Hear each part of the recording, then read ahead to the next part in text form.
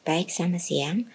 Materi minggu ke-6 dan ke-7 adalah fungsi, merupakan kelanjutan dari relasi yang minggu lalu. Jadi, tolong diperhatikan, jangan dilupakan materi relasi yang sudah saya jelaskan minggu lalu. Apakah fungsi itu?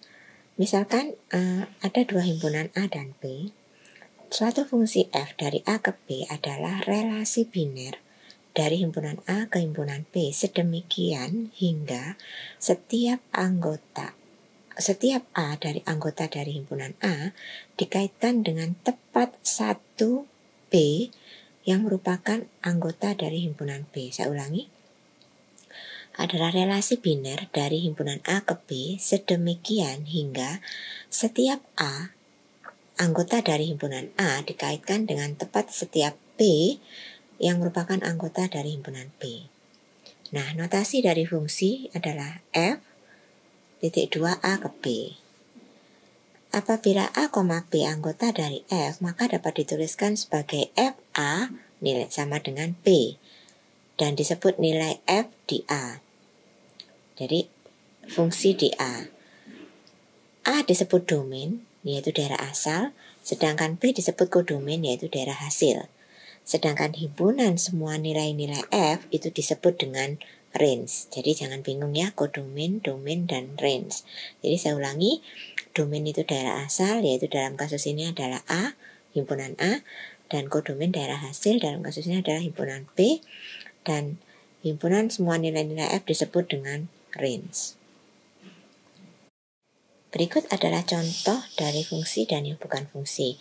Oke, misalkan saya punya himpunan A, isinya adalah A, B, dan C. Saya punya himpunan B, isinya adalah 1, 2, 3, dan 4. Dan saya punya R1, perhatikan di sini, isinya adalah A1, A3, B2, C4. Nah, R1 ini bukan fungsi. Kenapa? Dia adalah relasi. Kenapa? Karena untuk A kecil ini itu bis A, 1, A,3 berarti ada dua nilai gitu ya. Jadi untuk A itu harusnya terdiri dari satu aja nilainya ya, seperti definisi sebelumnya. Nah sekarang kita lihat untuk R2.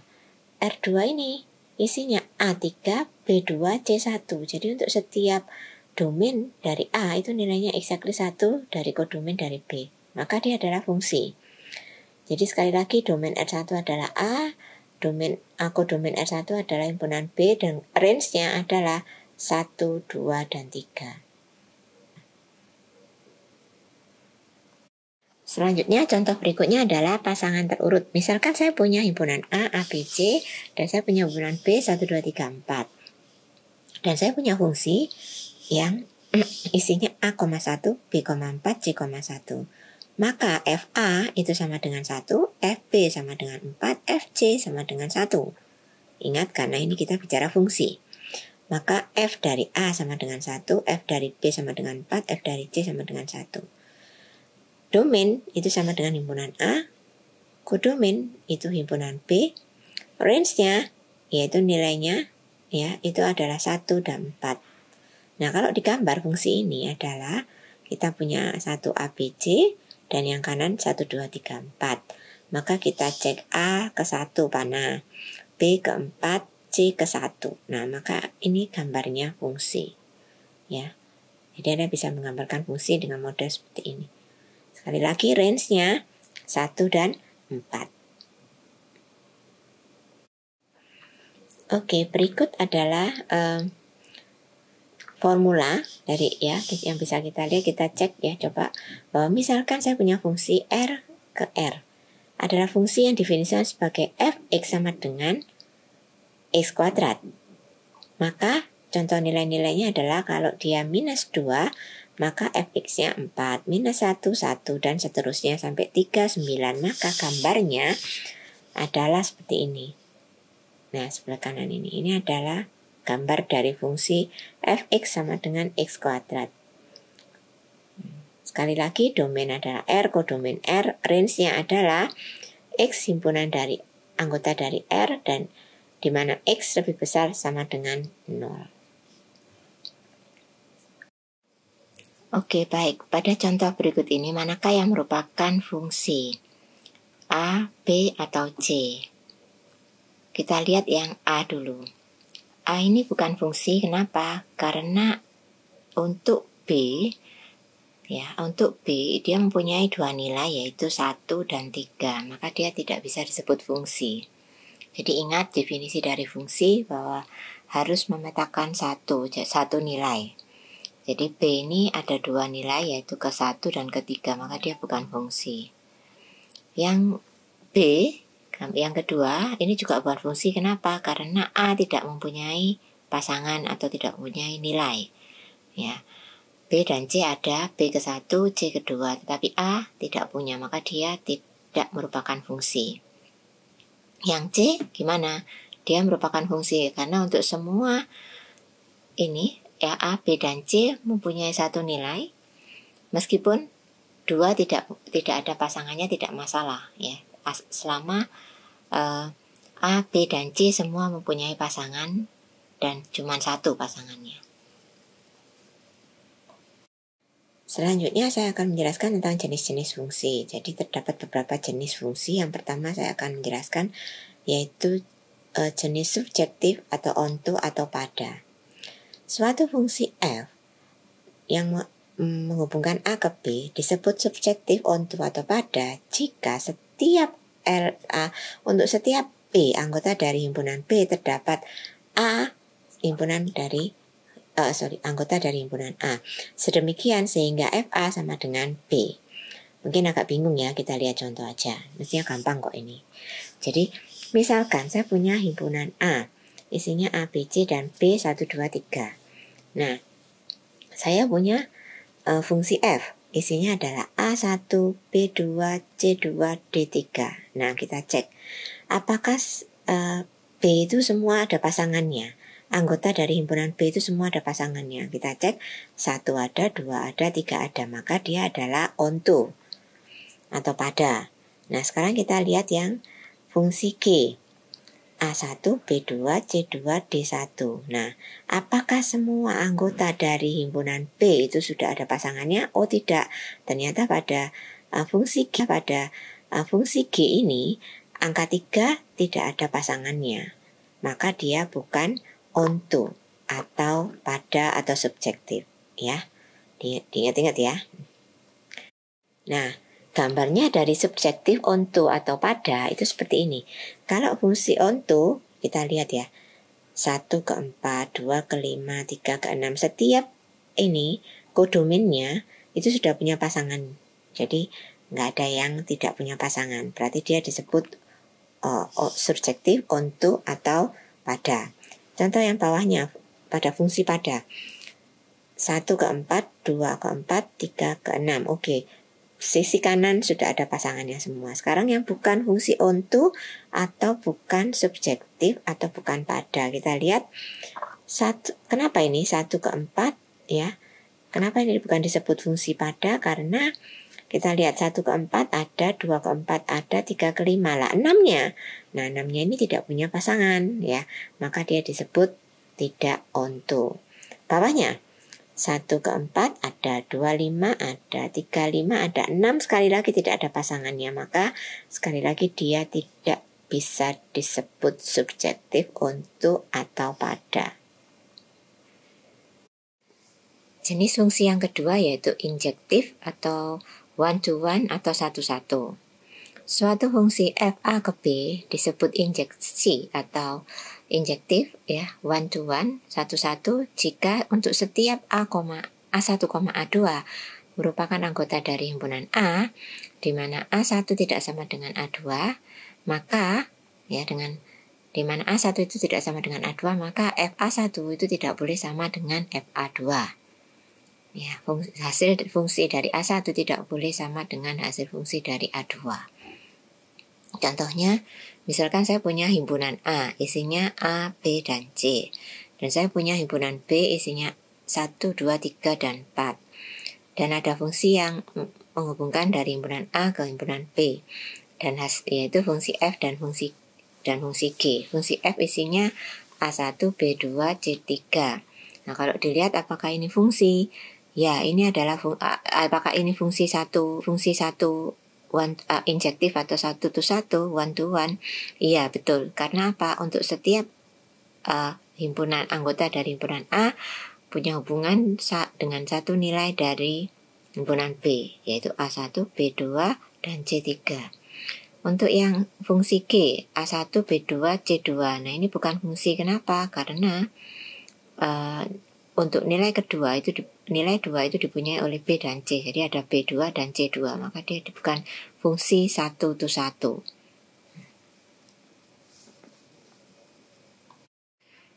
Berikut adalah contoh dari fungsi injektif atau 1 to 1 atau 1 to 1. Sebelah kiri ini adalah contoh dari fungsi 1 to 1. Yang sebelah kanan ini bukan fungsi 1 to 1. Kenapa? Kalau kita lihat fungsi yang 1 to 1 ini untuk setiap nilai dari sisi yang kiri itu terhubung dengan satu nilai dari yang kanan. Jadi 1, 4, 2, 5. Meskipun 6 tidak ada pasangannya tidak masalah. Selama setiap anggota terhubung dengan satu nilai. Yang bawahnya itu juga 1, 1, 1, 6, 2, 5, 3, 4. Jadi semuanya punya hubungan 1, 1. Yang sebelah kanan ini bukan fungsi 1, 1. Karena apa? Ada 1, 4 dan 2, 4. Ya. Sedangkan bawahnya dia bukan fungsi 1, 1. Kenapa? Karena ada 2, 5 dan 3, 5. Jadi cukup jelas ya. Jadi kalau 1, 1 harus terhubung exactly satu nilai. Jenis fungsi yang ketiga yaitu bijektif. 1 to 1 onto atau 1 1 pada.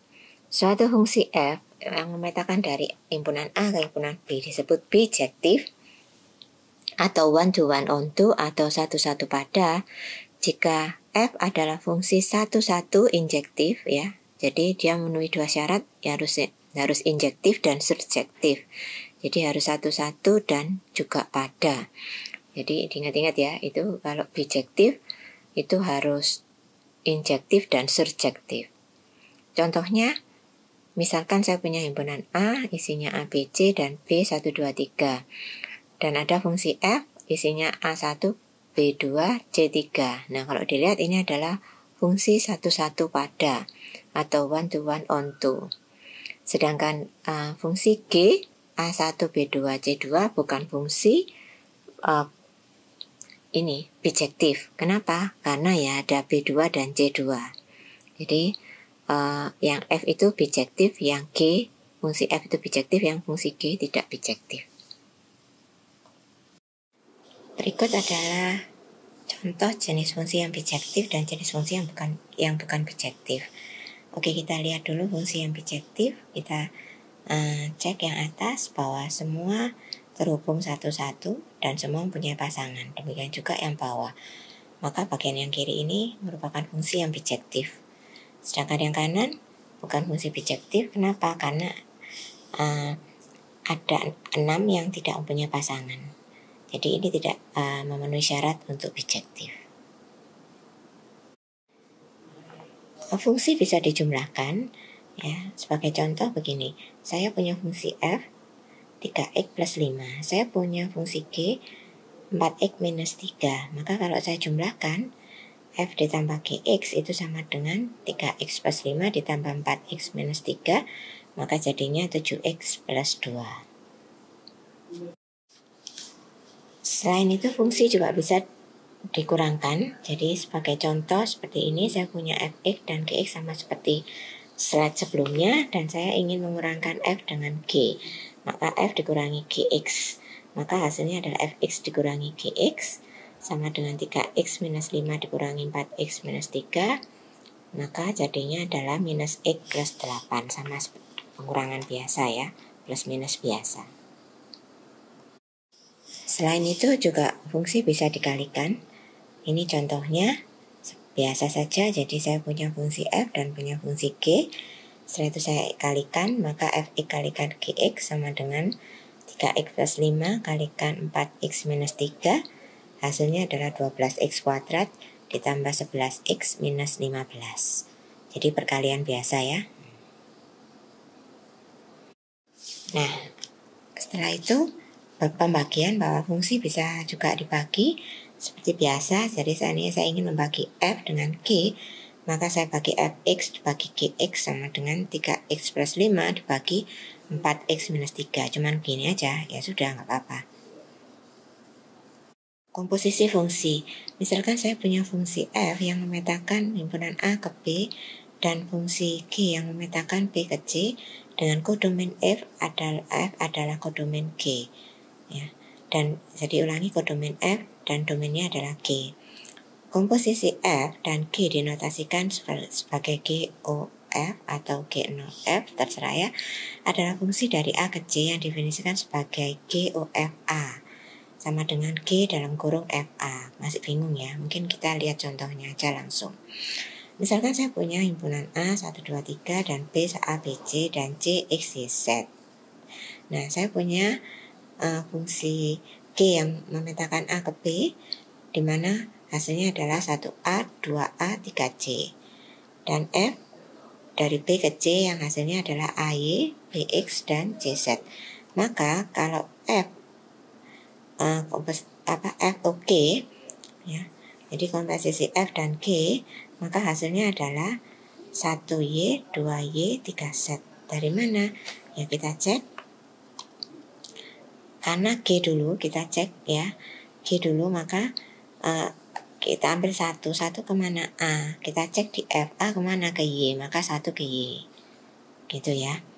Nah terus ada lagi enggak di F ini yang ada A depannya? Enggak ada, berarti sudah berakhir 1Y. Sekarang kita pindah ke 2A, 2 ke A, sekarang kita cek di F, A kemana ke Y, maka 2 ke Y. Ada lagi enggak A yang depannya A, di F enggak ada, berarti berhenti. Sekarang kita cek 3C, kita lihat di F, C kemana? Ke Z, maka 3 ke Z. Nah itu gitu ya. Jadi itu yang dimaksud dengan komposisi. Jadi dari A, G nyambung ke F, tulisannya adalah F, O, G. Jangan kebalik ya. Komposisi fungsi berikutnya adalah seperti ini. Saya punya fungsi Fx 3x plus 5, Gx 4x minus 3. Seandainya kalian punya F, O, G, maka artinya adalah F dalam fungsi F ya, saya dilanjutkan dengan fungsi G dilanjutkan dengan F, maka F di depan terus Gx seperti ini. Nah Gx ini seperti apa? 4x minus 3.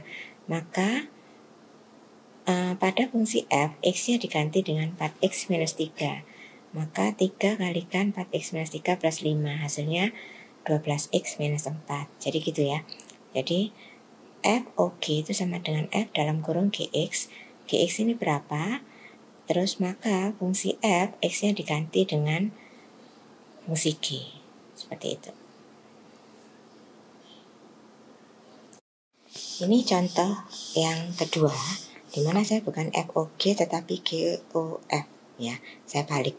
Maka hasilnya adalah G dalam kurung Fx. Fx berapa? 3x plus 5. Maka X yang ada di fungsi G diganti dengan 3x plus 5. Jadi 4 kalikan 3x plus 5 minus 3. Hasilnya adalah 12x minus 17. Jadi gitu ya. Semoga ini dengan dua contoh ini cukup jelas. Oke, contoh terakhir saya tambahkan lagi. Seandainya saya punya dua buah fungsi F dan G. Dan sekarang kalau F, O, F bisa nggak? Boleh. Jadi F di dalam Fx, maka X di dalam fungsi F, X itu dirubah dengan 3x plus 5. Berarti hasilnya adalah 3 kalikan 3x plus 5 ditambah 5. Hasilnya adalah 9x plus 24. Demikian juga Anda juga bisa melakukan GX ya. Ya, mungkin itu nanti kita ketemu pas pada jam kuliah untuk banyak latihan tentang ini ya. Baik, mungkin untuk fungsi saya akhiri dulu di sini. Selamat siang.